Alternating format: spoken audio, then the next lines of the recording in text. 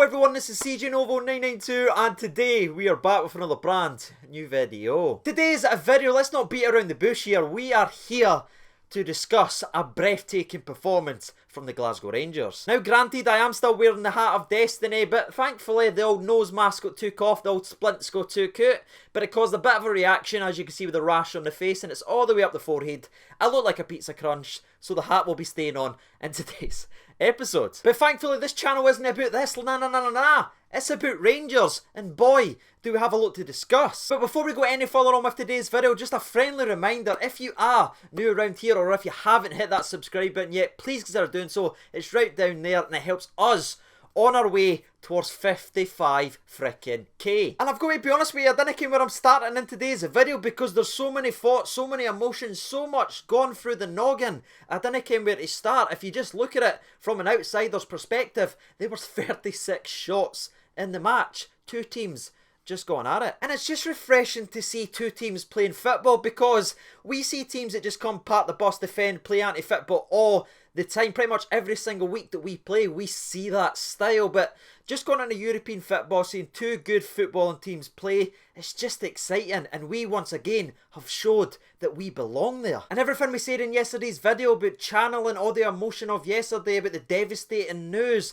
we channeled it in the right way and we honoured the guy with a performance. And that is the perfect way to honour an absolute legend of the football club. But enough speaking around the game, let's dive into the game recap and break it down then, shall we? Because I've got to be honest with you, after the first 4 or 5 minutes, I was nervous because they started off a lot sharper than us passing. Everything we discussed in yesterday's prediction video about them being so strong in their wing play, their little triangles to work themselves into the box, they were showing that off, and that started off with the first chance that was well saved by McGregor, but it spills out to the player when we got caught napping a little bit defensively, and thankfully he dragged it wide. But thankfully that chance actually woke us up, because we ended up getting a corner kick about a minute or two after that. We whip it in, we get our penalty kick for a handball. It's a clear penalty kick, I think we can all agree on that. But in old Rangers fashion, ladies and gentlemen, of course we end up missing it. Tavernier steps up, hits the outside of the post. If I'm thinking back, the goalkeeper didn't save it, I'm pretty damn sure.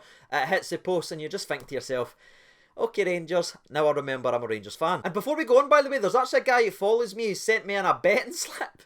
He put Tavernier on £15 on him to score within the first 10 minutes to win £650 back.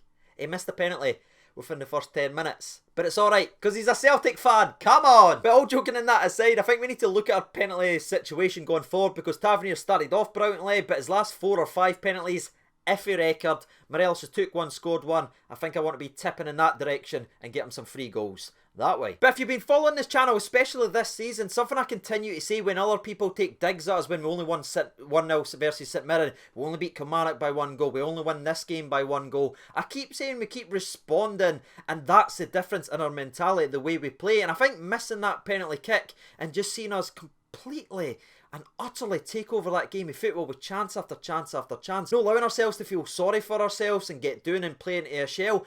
Everyone after that penalty kick was missed stepped up their game and went, right, let's grab this game by the scruff of the neck, and we blew them off the park for the rest of the first half, let's be brutally honest. A couple of good moves and runs by Alfredo Morelos, which was just cut out at the last moment for connecting, for someone to shoot on target. You had Scotty Arfield hitting the inside of the post, so that's great. Hitting the outside and inside.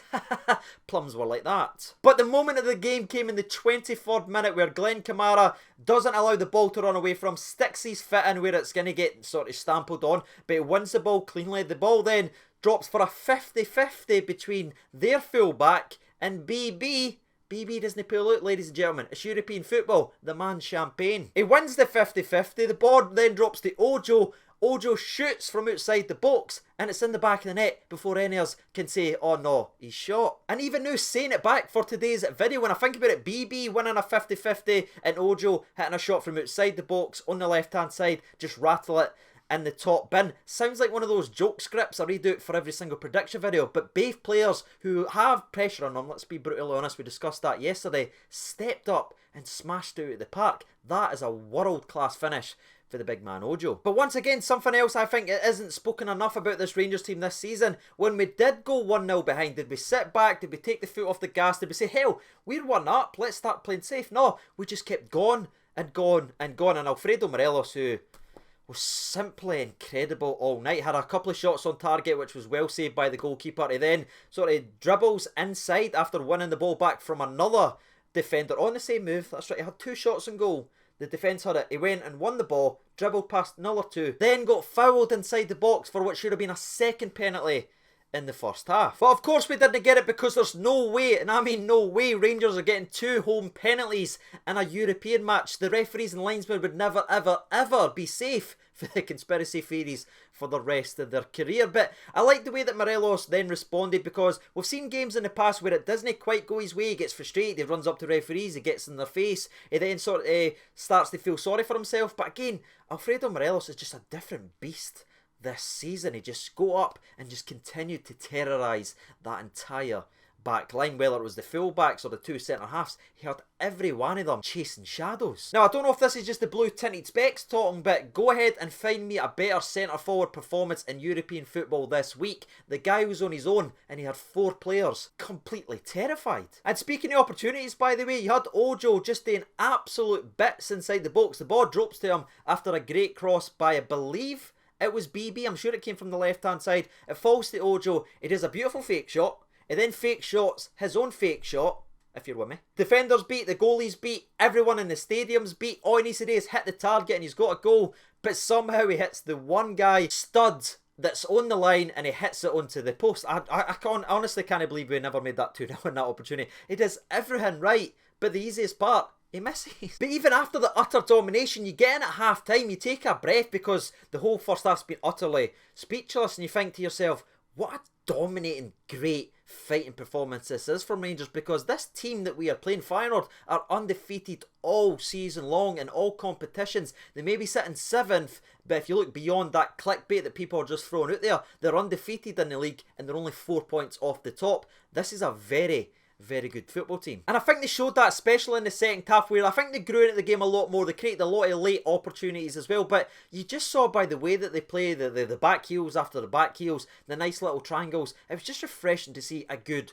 footballing team. But even in saying that, I know they dominated the second half in terms of possession and passing accuracy and all that cool stuff, but if you just look at the goal scoring chances, I mean, you had Alfredo Morelos turning the centre half not once but twice in the halfway line, then sprinting by him, waiting for Ryan Jack to come up for support, supplying a great pass inside the box, and Jack blasts it over the bar. And about 10 minutes after that, you had Alfredo Morelos involved once again. The ball ends up getting shifted out to the right hand side. The ball comes into Barker. Barker opens the ball up nicely. He slides it deliciously to Stephen Davis inside the box, but he can't hit the target. we took every opportunity there to just give us a nice easy afternoon, and we just threw it to the side and went, right, I want to hear some bum clapping. I've got to be honest with you, my bum is like Nicki Minaj. Oh, I'm having fun with this one. Oh, my sweet 55. But the laughs, the jokes, the smiles were nearly ended in the last 5 minutes of the game, where a delicious through ball goes down again the wing area that gets in behind our defence. The guy opens his body up, hits it, he absolutely smashes it, to be fair. But once again, we are reminded why we have the best goalkeeper in Scotland, Alan McGregor, who never had a lot today, but every single time he was called upon, he was there with a strong fist, a strong palm, and coming and claiming him. But that save in the 86th minute honestly just sums the man up, and I couldn't love the guy any more. A fantastic save to keep the 3 points. And I think with that being said, we can officially finish the game recap right there. Sorry for spending so much time on it. It was just a great game of football from the Rangers, so I wanted to discuss it in a bit more detail. Now, usually, this is the part where I spend a couple of minutes discussing individual player performances and who stepped up, and we spend a couple of minutes doing that. But there's no way I can be doing that, or I'd be here all damn day. Everyone stepped up. So now, I'm not doing it, ladies and gentlemen. This video, this one fan recap, I will not pick a man of the match, because it wasn't a man of the match, it was the men of the match, and that goes to the Yins in Blue. And with that being said, I am all done and dusted officially for today's video. Sorry it is so long, but now I hand the reins over to you guys. Dive into the comments and share your opinions